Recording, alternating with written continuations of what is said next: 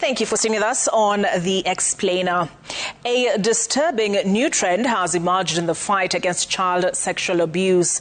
For the first time, cases of sodomy against boys have been identified as one of the leading forms of sexual violence against children in the country, according to a new report.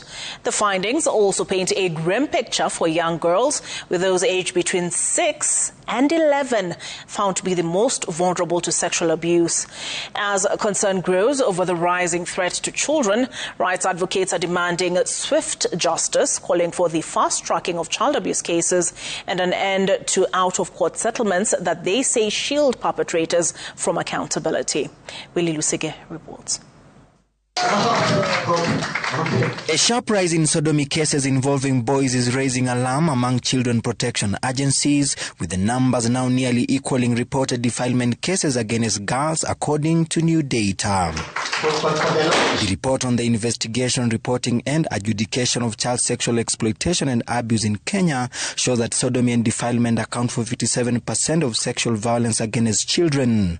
Child trafficking for sexual exploitation is recorded at 10%, while the use of children in pornography accounts for 9%. When we look at the forms of CSCA, which are the most commonly reported and the ones that went through the entire case management process, 57% was mostly defilement and sodomy cases. The report further reveals that girls aged 6 to 11 face the greatest risk of sexual abuse, accounting for 39% of all reported cases. Adolescents aged 16 to 18 years make up 25% of the cases, while children between 12 and 15 years account for 21%, highlighting the widespread vulnerability of girls across different age groups.